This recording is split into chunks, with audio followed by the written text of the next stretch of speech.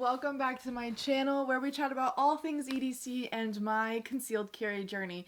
If you're new here, my name is Sarah, and if you have not done so already, please go ahead and hit that subscribe button. I put out new videos every week and I never want you to miss one.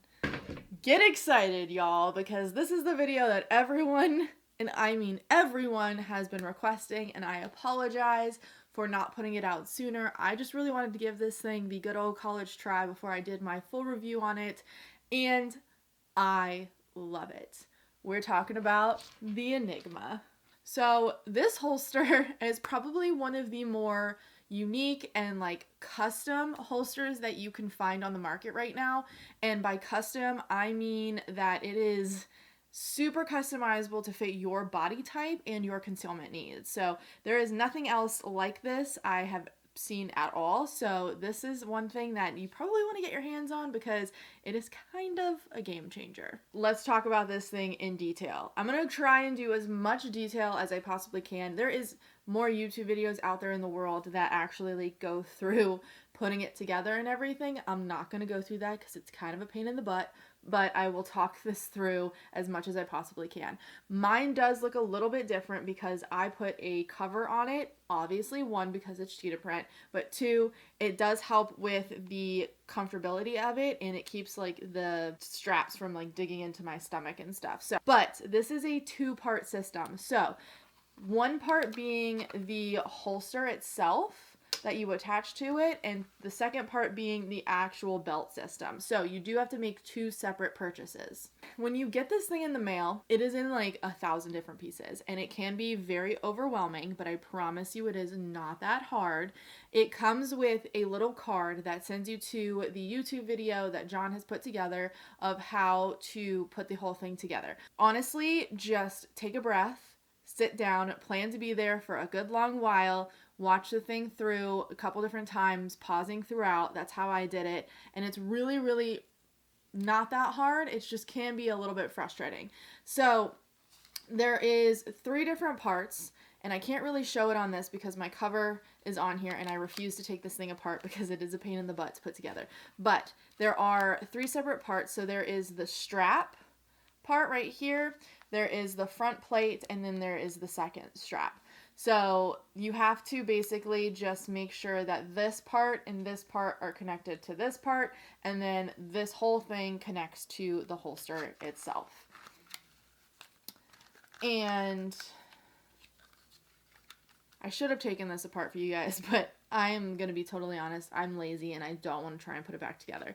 I'm doing my best.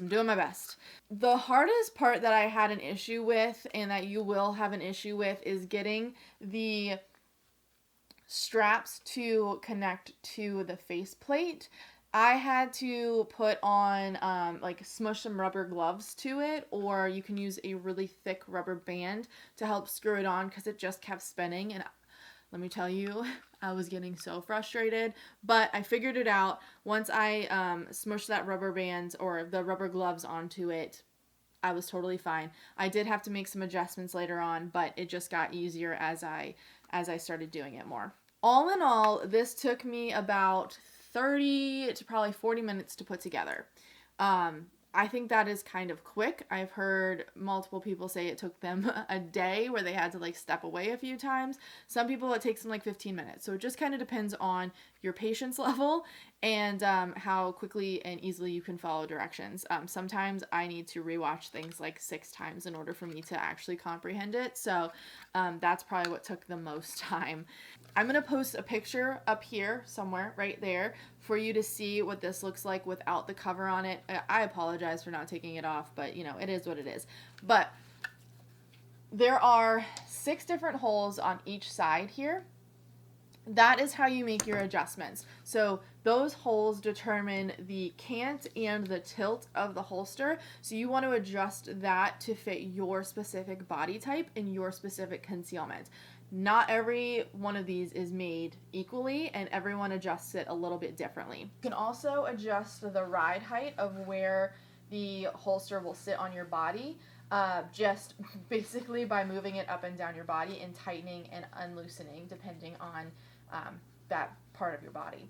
So adjusting ride height is super easy. I wear mine a little bit higher. I actually wear mine probably right about there most of the time because I do have a longer torso and I wear a lot of high-waisted pants. So in order for that to sit comfortably and not below my pant line, I wear it right about there. I have some people wear it here, and I've seen people wear it lower, but this is specifically designed for appendix carry.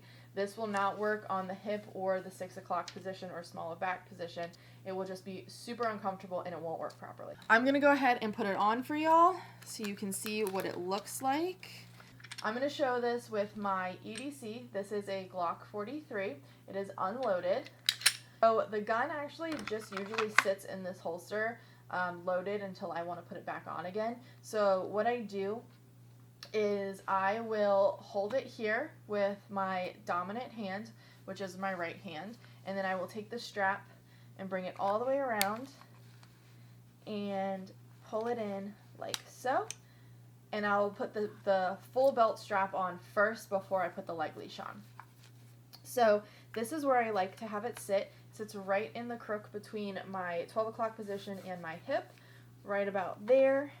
And as you can tell already, the grip of the gun is like completely smushed into my body already. That is just based off of the tightening that I did. You can tighten and loosen this. You do have to wear this very, very tight. I tend to wear it right about here. Sometimes it can give you a pretty significant muffin top, so keep that in mind. You will probably have a muffin top. I don't wear super tight clothes like this. Obviously, I don't wear this over my pants, too. I had a lot of people comment about that when I showed this on Instagram, that how do I use the bathroom, because like I'm wearing pants and this is over top of the pants. This is just to show you how it would be under my clothes. Without the leg leash, the holster doesn't move on my body, but when I draw, you can see that the whole holster kind of shifted and pulled up. That's without the leg leash. So the leg leash is something that I know a lot of people have concerns about and think that it's going to be really uncomfortable or don't understand it. The purpose of the leg leash is to keep it from pulling like this as you draw. It actually sits right in the crook right here, and this is something that you will have to adjust all the time. I adjust it based off of my ride height, so if I'm wearing high-waisted pants, it goes in a certain position. If I wear a little bit lower-waisted pants and I have to push this down, I will tighten this. So it just all depends. There's a lot of patience that needs to be involved with this guy. So how I usually wear this is I will wear it a little bit higher up so that it sits right here in this general vicinity, and it will kind of go right underneath of my butt like that. This helps with the like quote unquote panty line effect if I'm wearing this or when I'm wearing this underneath of my clothes. And the length of the attached piece is supposed to be pretty taut. That way this doesn't move very much. The best way to determine if this is in the correct position is if you like bend or squat or walk. This should not, see how it fell just a little bit down like this? I'm actually going to tighten this a little bit more. If you bend or squat, it should not fall, and it shouldn't pull on the holster. I like it tighter. Some people don't like it really tight, but I do like it tighter. What I will do too to help with the comfort of this is I will wear men's boxer shorts as underwear, or I will wear running shorts underneath to help with the printing of this and the comfortability of this. So this is about how I like to wear it. And if I go to draw from this, you can, when I just did that draw, the holster did shift a little bit, so I tightened it, and there you have it. It doesn't move at all. And you can tell that the concealment is pretty nice. It is fully pushed to my body. If you experience what I call shelving, where the grip and the top of the gun kind of push out away from your body and cause a shelf with your shirts, you can do a couple of different things. You can either push this into your body more by tightening the belt, or you can put a wedge on it. So there are a couple different wedge companies you can use. I have seen a lot of people use either a Yoga Block, or there is a company that makes wedges that look just like this, but what I use is a beauty blender. Focus. I just use a beauty blender that I cut in half, and you just take it and you put it right underneath the bottom of the gun, and that pushes the bottom out and the grip in. What this can do, if you're not careful, is it can cause what is called gun dick, where basically you have a lot of below the belt printing. So I have noticed that I will get heavy below the belt printing if I do this, so I don't really use a wedge. See how it kind of separates from my body a little bit there? So I don't use a wedge, I just tighten the belt if I need to, but that is an option. So let's talk about the holster. I'm going to show you how to take it off. All you do is, since we put the belt on first and then the leg leash, what we do is we just take the leg leash off, and then the belt buckle, you pull forward and it disconnects just like that. Super easy. As for the holster, you don't have to use a Phlster specific holster. I use the Phlster Skeleton. The only unfortunate thing about the Phlster Skeleton is they only make it for the Glock or the SIG. I think specifically the 43, 43X, or the SIG P365. There may be one other option for SIG, but I do know that it is only Glock and SIG specific. Phlster does make other holsters for different gun types, but the Skeleton specifically is just for those two. I like this one because of how thin it is and the rectangular shape that it creates down here. I find that the bigger that the holster is, the easier to conceal it, weirdly enough. You do have to have a couple of different things when you are picking out a holster for this. It has to be very low profile, meaning that there is no hardware on it and it is very thin Kydex. And then it has to have a wing attachment on it. So the wing attachment is how the holster connects to the belt system. So without that, it would not work.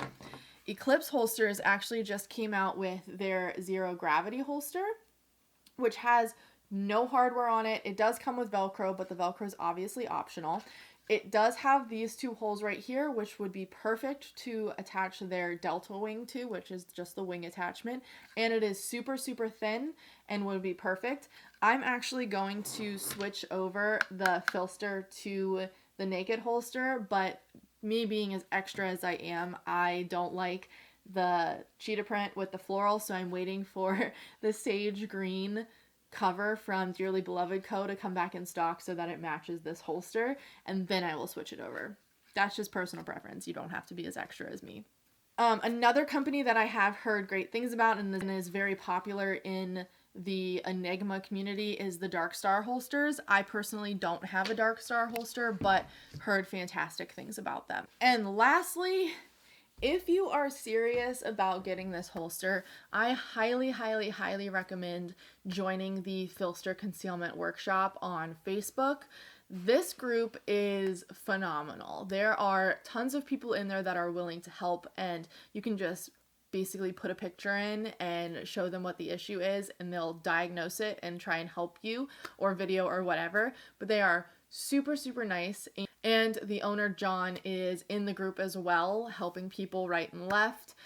It is overall just a wonderful, very safe place to kind of voice your concerns and have people help you. I love it in there. Now that it is summertime, I literally wear this thing almost every single day. If I'm not wearing a belt, which I don't wear a belt a lot in the summertime, I wear a lot of linen pants, I wear a lot of dresses, short dresses, I wear a lot of skirts, and I actually wear a lot of sweatpants too, just overall in general.